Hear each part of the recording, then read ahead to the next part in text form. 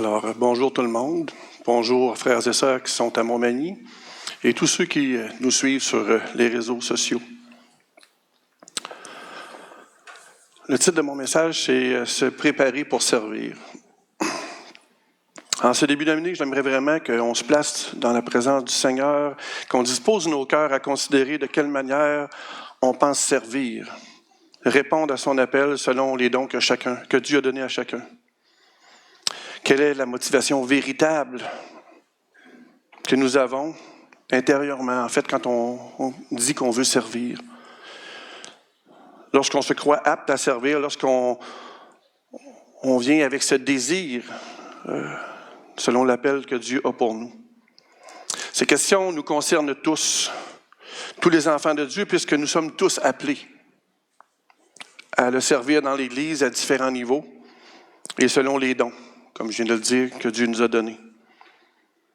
Les aspirations du cœur humain se mettent souvent en avant dans ce désir de vouloir être reconnu, être aimé, être apprécié, valorisé, à s'élever. Aujourd'hui, on constate que cette soif, je dirais de pouvoir ou d'influencer du cœur humain est encore plus présente. Et juste par expérience, pour vous dire que dans les 10-15 dernières années, dans la construction, lorsque les jeunes apprentis arrivaient sur le marché, déjà, ils voulaient être des dirigeants. Ils voulaient déjà mener les jobs, alors même qu'ils n'avaient même pas d'expérience. Alors qu'ils n'avaient même pas fait leurs preuves, déjà, ils voulaient prendre leur place comme étant des gens qui avaient la vision d'être « moi, je veux être un chef ».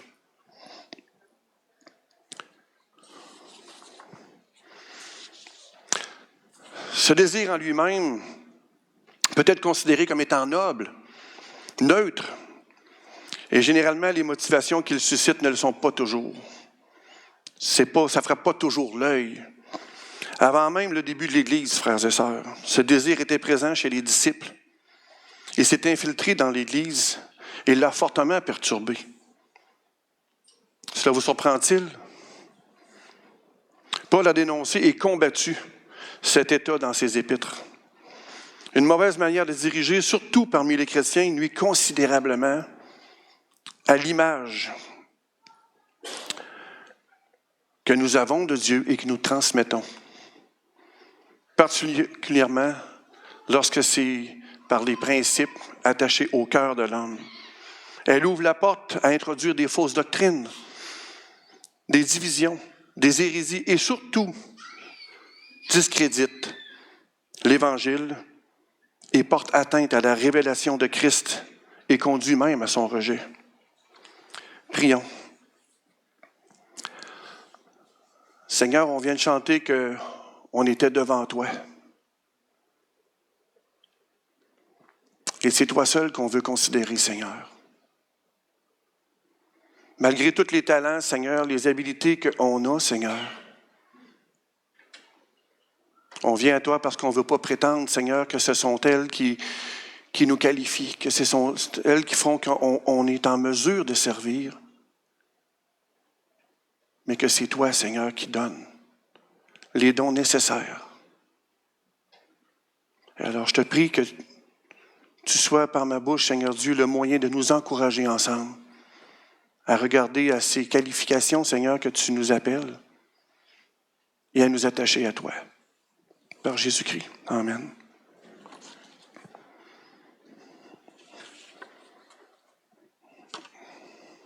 Dans Luc 22, les versets 14 à 23, on lit « Quand ce fut l'heure, Jésus se mit à table avec les apôtres.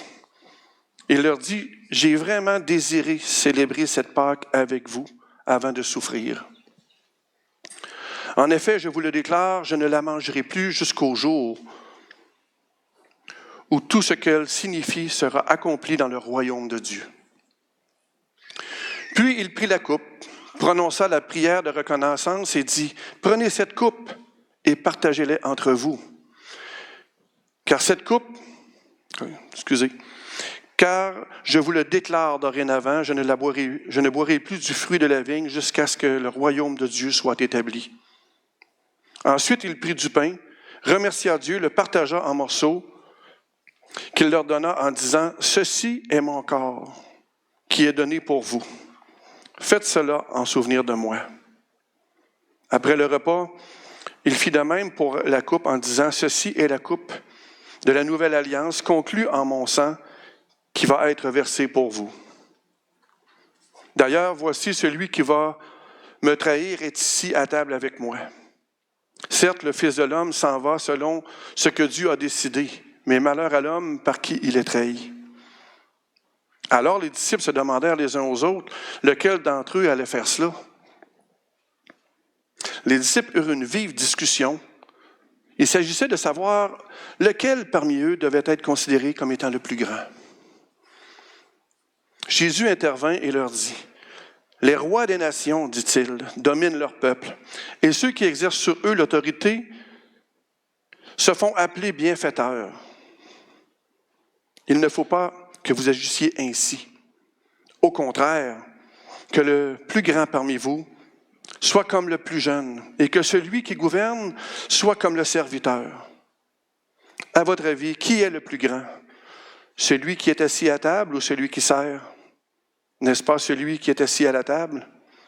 Eh bien moi, au milieu de vous, je suis comme le serviteur. » Et un autre passage qui va dans le même sens, dans Jean, au chapitre 13, il vient encore de leur dire qu'est-ce qui va se passer. Et là aussi, il y a eu une discussion entre eux. Et là, Jésus leur a lavé les pieds. Puis à la suite de ça, il leur a dit, « Est-ce que vous avez compris ce que je viens de vous faire? Vous m'appelez Maître et Seigneur, et vous avez raison, car je le suis. Si donc moi, le Seigneur et le Maître, je vous ai lavé les pieds, vous devez vous aussi vous laver les pieds les uns aux autres. Je viens de vous donner un exemple pour qu'à votre tour, vous agissiez comme j'ai agi envers vous. Vraiment, je vous l'assure, un serviteur n'est jamais supérieur à son maître, ni un messager plus grand que celui qui l'envoie. Si vous savez ces choses, vous êtes heureux, à condition que vous les mettiez en pratique. »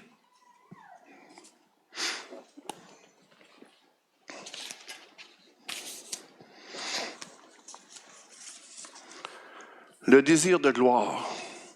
Ces textes d'Écriture nous racontent une histoire des plus viles qui révèlent le cœur humain. Le soir du célèbre dernier repas, Jésus annonce à ses disciples qu'il va être trahi, qu'il va mourir. Et il précise que l'élateur est lui-même au milieu de deux autres. Les apôtres qu'il a choisis lui-même sont choqués en entendant ces paroles et pourtant, il s'ensuit une vive discussion entre eux. Leur ami enseignant et maître vient de leur révéler qu'il s'apprête à accomplir la promesse faite des siècles auparavant et que le moment pour lequel il est venu sur terre est sur le point d'arriver. Le pain rompu, la coupe qu'il a bu avec eux, l'image du but suprême de son incarnation. Il est venu souffrir et mourir, et par sa mort sacrificielle, il va donner sa vie pour la nôtre. Désormais, les hommes pourront accéder à Dieu, devenir ses enfants par adoption, avoir une relation nouvelle avec lui. Ces vérités stupéfiantes, profondes, mystérieuses et puissantes sont remplies d'espérance, frères et sœurs. Depuis 2000 ans, elles ont transformé d'innombrables cœurs à travers le monde entier et nous en sommes tous le témoignage vivant. Mais pourtant, au lieu d'être saisis de cette crainte respectueuse, les premiers qui ont entendu ces paroles se mettent à se disputer. Mus par cette mesquinerie attachée au cœur humain, ils cherchent à savoir lequel d'entre eux est le plus grand. On est bien capable de discerner cette criante injustice et la bassesse de leur attitude dans un moment pareil. On pourrait même clamer, Seigneur, leur faiblesse. Mais qu'en est-il de nous? Lorsqu'il s'agit de notre manière de diriger, de vivre en tant que disciples de Jésus-Christ, eh bien, il nous arrive aussi, comme eux, de ne pas discerner notre aveuglement comme celui des apôtres. J'ai entendu des choses des fois où on réduisait leur narcissisme à une culture de l'époque. Mais si on considère ça de cette manière-là, on se trompe nous-mêmes. On pourrait dire, nous, c'est évident, nous ne nous abaisserons jamais à vouloir prouver notre supériorité ainsi. Mais comme les apôtres, on se laisse emporter. Comme eux, on est rongés, tout autant que nous sommes, par ces mêmes désirs que les disciples ont manifesté à ce moment-là, puis des fois, on ne se l'avoue pas. Dans notre texte, Jésus est venu en serviteur comme on l'a lu. Il a affirmé qu'il était bel et bien le Maître et le Seigneur, qui est venu au milieu de ses créatures. Dans son abaissement, Christ n'a jamais considéré le fait qu'il était égal avec Dieu, c'est-à-dire il n'a jamais voulu manifester en dehors son égalité avec Dieu, contrairement à ce que Satan et Adam auraient bien voulu arriver à s'égaler à Dieu. Non, Jésus, le Fils de Dieu, s'abaissa lui-même avec humilité. Il s'est dépouillé, vidé de tous ses privilèges afférents à son existence divine, mais non pas de sa nature. Il a pris cette forme d'esclave. Il s'est en particulier dépouillé de sa gloire céleste pour venir marcher au milieu de nous. Et bien que des fois on nous donne l'image d'un beau Jésus qui marche puis tout va bien, en fait, la parole nous dit qu'il y avait dans son apparence rien qui pouvait attirer nos regards. Lui, le Maître, l'auteur même de la création, celui-là même qui nous a façonnés, est venu en tant que serviteur de ses propres créatures, afin d'accomplir le plan rédempteur de Dieu et de nous réconcilier avec lui. Quelle prétention avons-nous de nous réclamer d'une autorité quelconque ou une place de choix au ciel comme les apôtres, comme les disciples? Jésus a réaffirmé ce principe dans le royaume de Dieu. Le plus grand sera le serviteur de tous. Et il nous en a même donné l'exemple par sa vie. Quand il nous dit, qui est le plus grand, celui qui est à table ou celui qui sert? Est-ce qu'on peut rajouter quoi que ce soit à cela? Jésus est venu en serviteur et nous ne serons jamais au-dessus de lui. Il a accompli parfaitement le plan rédempteur de Dieu, le plan pour lequel il est venu au milieu de nous. Sa mort a expié nos péchés. Elle a aussi brisé du péché le pouvoir et elle a dépouillé les autorités, les dominations, les pouvoirs dans les lieux célestes de leur puissance et de leur autorité sur notre monde. Dans son cortège triomphant de la croix, il les a donnés publiquement en spectacle. Par son sacrifice parfait, son obéissance parfaite, sa justice, nous ont été attribuées. Elles ont été portées à notre crédit par le moyen de la foi. Et on a été introduits ainsi dans son royaume de lumière. Pour que nous puissions servir en qualité de serviteurs, de véritables disciples serviteurs, nous n'avons pas d'autre choix que de participer pleinement à la crucifixion de Christ. Paul affirme dans Galates 2,20, « En effet, j'ai été crucifié avec Christ. Ce n'est plus moi qui vis, c'est Christ qui vit en moi. Ma vie en tant qu'homme, je la vis maintenant dans la foi au Fils de Dieu qui, par amour pour moi, s'est livré à la mort à ma place. » Cette affirmation de Paul exprime une vérité puissante dont la réalité se manifeste avec force dans l'action de la croix sur l'individu qui est ainsi, par cette vérité, baptisé dans la mort de Christ et dont la vie de celui-ci a été totalement transformée. Après sa rencontre avec Jésus, Paul n'a plus jamais été le même. De persécuteur, de chef qu'il était, il est devenu un serviteur Tout ce qu'on considère ce matin, frères et sœurs, c'est de regarder quels sont les motifs qui nous animent lorsqu'on exprime notre désir de servir. Lorsque l'Écriture nous dit que nous sommes morts avec lui, elle révèle une vérité et une condition essentielle à la vie véritable que Dieu nous a donnée. Il n'y a donc plus aucune place pour les caricatures grossières, les intentions, les imitations, les manipulations subtiles, intellectuelles ou émotives, les connaissances prétentieuses, pas plus que pour les perfectionnistes qui toutes sont régis par ces mêmes caractéristiques humaines de vouloir se faire une place au soleil, de vouloir être reconnu, de vouloir être aimé, de vouloir être encensé même. Notre véritable lutte est la même que celle des disciples. On doit triompher de nos tentations à fuir nos responsabilités, à écraser les autres, à les dénigrer pour en tirer un parti, à refuser le sacrifice. On ne veut pas se priver de choses, à faire des compromis quant à nos convictions, ou peut-être même à nous croire au-dessus des lois, ou à nous croire indispensables. Voilà les vraies batailles qu'on doit mener, que les disciples ont menées, pour être de véritables serviteurs à l'exemple de Christ. Mais ça ne se fait pas en claquant des doigts. Il y a un processus dans lequel les disciples ont dû passer, par lequel ils ont été constamment par le Seigneur repris, mais formés aussi, dans le but de les amener là où ils étaient rendus aptes à servir. Pensons à toutes ces disputes que les Écritures nous rappellent que les disciples ont eues entre eux autres.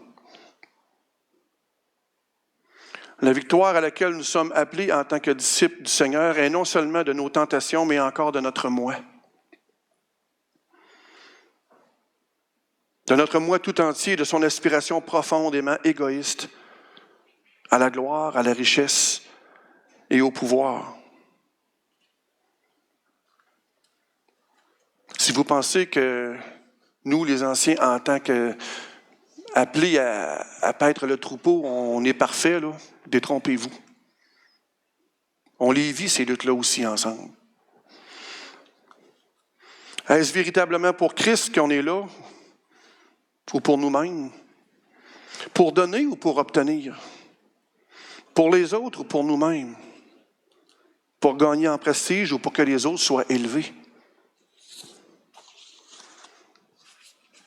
Si on ne répond pas correctement à ces questions,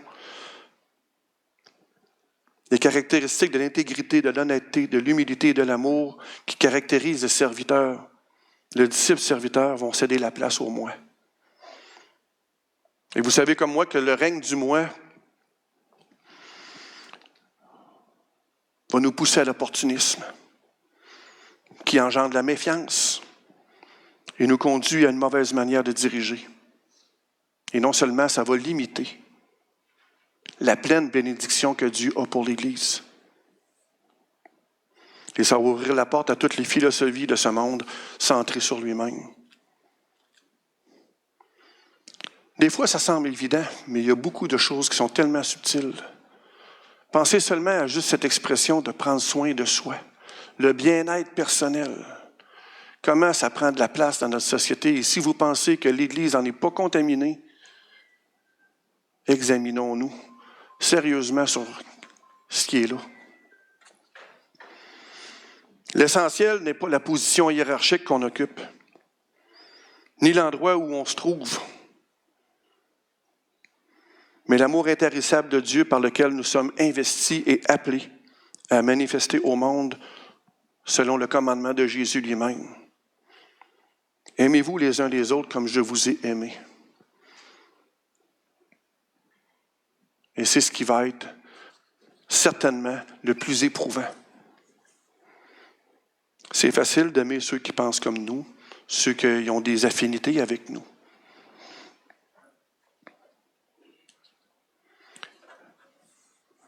Voici les dispositions de cœur qui nous est commandé d'avoir selon Philippiens 2, 1 à 14. D'attacher un prix à un appel donné par le Saint-Esprit. De reconnaître les encouragements, et les conseils venant d'un frère et d'une sœur qui nous aiment vraiment. Puis c'est pas toujours facile à savoir. C'est le fun quand c'est des compliments, mais quand ils nous confrontent, quand on est confronté à des réalités de notre caractère qui déplaient à Dieu, qui blessent, puis même des fois on blesse sans même s'en rendre compte. S'il existe une réelle communion spirituelle vivante qui démontre une affection, un attachement à Christ et les uns aux autres, une sympathie mutuelle, une tendresse et de compassion,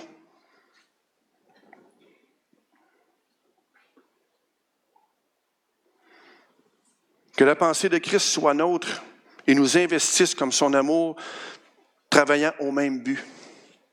Un seul objectif, celui de faire connaître au monde le plan rédempteur de Dieu en Jésus-Christ. Dans l'Église, le disciple serviteur montre aux autres le chemin, puis il s'efface discrètement. Il proclame la vérité en affirmant que la vie ne se trouve dans aucun chef humain.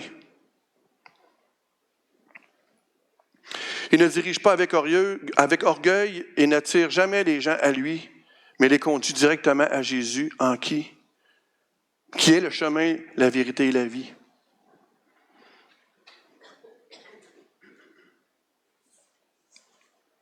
On a vu dans différents temps de l'Église comment le fait de se réclamer de l'autorité divine était un moyen d'accéder au pouvoir. On en a même vu dans les front pages des journaux.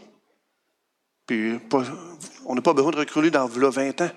Si on prend juste au niveau de la COVID, c'est arrivé. N'agissez pas en vue de satisfaire vos désirs particuliers. Laissez tomber tout esprit de rivalité. Que la vanité ni le désir de faire bonne impression ne commandent vos actions. Que chacun considère son frère, sa sœur, comme meilleur et plus important que lui-même. Ne pensez pas seulement à vos intérêts personnels ou à l'avantage que vous pouvez tirer des autres. Désirez au contraire le bien de votre prochain et pensez au progrès et prenez ces progrès à cœur.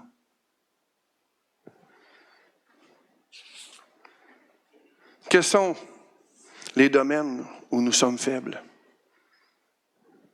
1 Samuel, chapitre 8, nous fait le récit de façon touchante comment nous pouvons attrister Dieu. Le désir d'avoir un roi, désir humain qui est venu de la part des anciens du peuple. Et ce qui s'est passé du temps de Samuel est toujours d'actualité aujourd'hui. Dieu veut être notre seul maître, notre seul roi, notre seul chef. D'ailleurs, Dieu a élevé Christ avec force et puissance en le ressuscitant des morts. Il l'a élevé au trône de lumière et l'a établi comme étant le seul chef suprême de l'Église.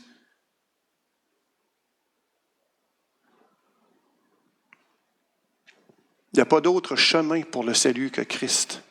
Il n'y a rien d'autre qui puisse nous rétablir en communion avec Dieu.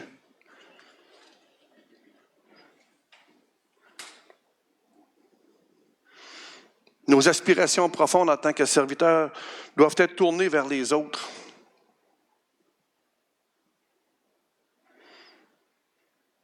À élever Christ dans leur vie.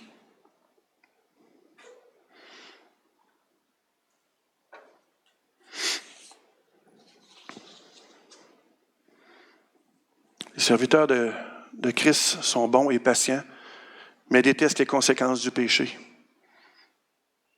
Ils ne désirent pas la place d'un autre, ne veulent pas se vanter non plus de leur succès.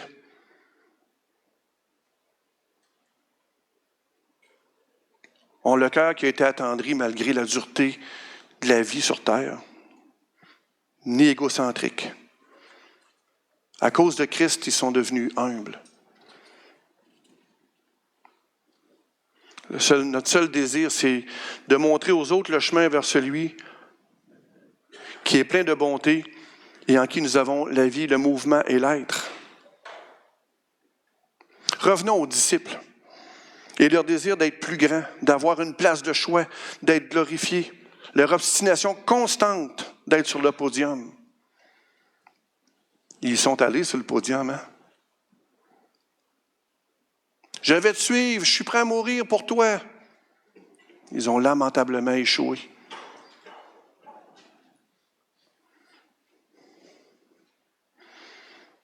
Nous aussi, on échoue. Jésus, plein de grâce, de miséricorde, de compassion pour eux, alors qu'il est sur le point de retourner au Père, il prend encore soin de leur rappeler la vérité du royaume de Dieu qui n'est en rien semblable à celui de cette terre et dont le diable a corrompu et souillé la nature même. Les rois d'Israël et de Juda ont failli et faibli pour la plus grande majorité, à l'exception de quelques exceptions.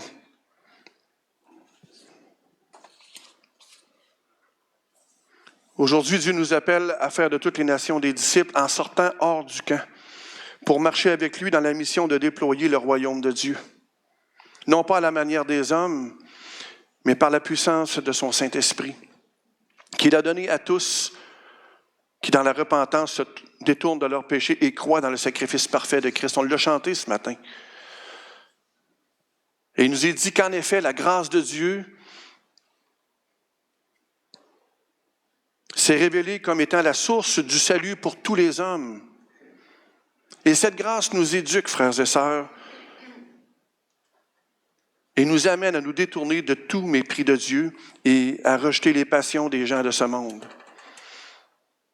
C'est de cette manière qu'on va pouvoir mener dans le temps présent une vie qui est équilibrée, qui est juste, qui est pleine de respect pour Dieu, en attendant que se réalise notre bienheureuse espérance, la révélation de la gloire de Jésus-Christ, notre Dieu et Sauveur.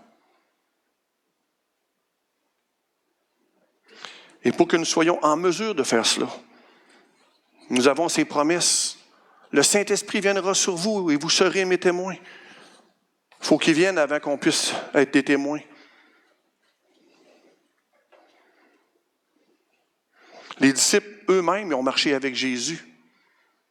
Et c'est seulement qu'après sa résurrection, lorsque Christ est venu vers eux et qu'il leur a ouvert l'esprit pour qu'ils puissent comprendre les choses. Il les avait avertis. Je vous le dis maintenant, hein, mais vous allez comprendre plus tard.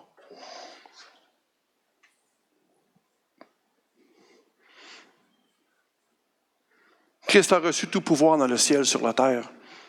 Il nous ordonne d'aller dans le monde entier faire des disciples parmi les peuples, de les baptiser au nom du Père, du Fils et du Saint-Esprit et de leur apprendre à obéir à tout ce qu'il a prescrit. Mais il nous donne cette promesse qui va être avec nous tous les jours. Cette entreprise n'est pas une entreprise humaine. Elle n'en est rien comparable, excusez. Mais elle nous transporte au-delà des nues et nous investit par l'amour que le Père a manifesté en son Fils, à suivre Jésus, à rentrer en communion avec le Père et à recevoir de lui la nourriture de chaque jour. Et je ne parle pas ici du pain, du lait, du beurre de pinot, là. Je parle vraiment de cette nourriture spirituelle qui est la parole de Dieu, par laquelle le Saint-Esprit vient renouveler notre intelligence pour qu'on soit en mesure de discerner quelle est la volonté de Dieu.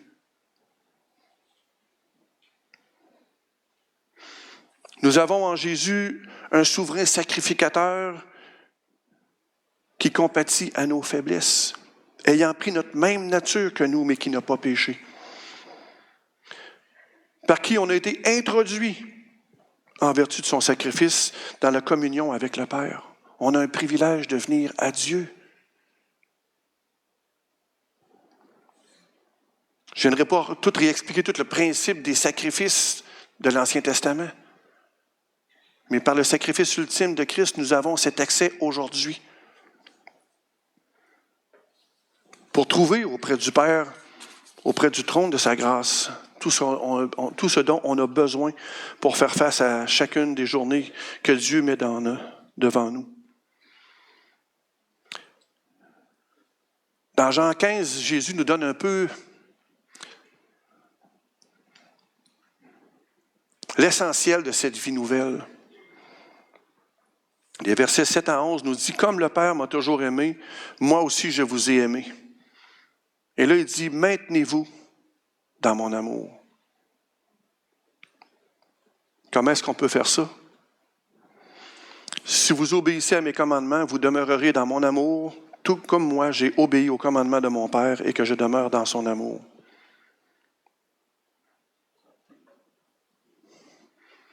Tout cela, je vous le dis, afin que la joie qui est la mienne vous remplisse vous aussi et qu'ainsi votre joie soit complète dans la mesure de Christ. Frères et sœurs, plus je m'approche de Dieu, plus je constate combien le péché est attaché à mon cœur. Plus je découvre et j'apprends à la nécessité de m'approcher de Dieu, de dépendre de lui afin qu'il m'accorde sa grâce et me secours dans mes faiblesses, à me dépouiller de cette nature charnelle dans ses retranchements les plus subtils, de l'orgueil, de la prétention, de la compromission, à reconnaître mes fautes et mes péchés dans l'humilité sous la conduite de l'Esprit Saint. Oui, il y a des luttes, mais ces luttes-là, elles sont salutaires, frères et sœurs, parce que c'est en elles que Dieu vient parfaire et faire former le caractère de Christ en nous, si on est prêt à se laisser façonner par Dieu. Un exemple simple, il y a été un temps où il y avait cette conférence sur « Soyons des hommes », puis beaucoup d'hommes ici ont participé à cette conférence-là qui était donnée par Jacques Marcoux, où on a appris et découvert notre besoin en tant qu'hommes de pouvoir partager nos combats ensemble, pas pour se confier dans l'homme, mais pour ensemble travailler avec le Seigneur à ce que lui voulait faire en nous. Suite à ça, Dieu a mis à mon cœur de commencer un ministère des hommes dans l'Église. Puis dès le début, Dieu m'a confronté tout de suite. J'avais des préjugés sur plein d'affaires.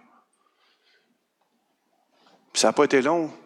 Dans la semaine qui a suivi, pendant mon temps avec le Seigneur, il me dit « C'est pas toi qui choisis. C'est mon ministère. Es-tu prêt à me suivre? » Fait que mes préjugés ont dû prendre le bord. J'ai dû les confesser. Et j'ai dû attendre au Seigneur pour pouvoir faire face à ces situations-là dans lesquelles moi j'avais des préjugés sur d'autres.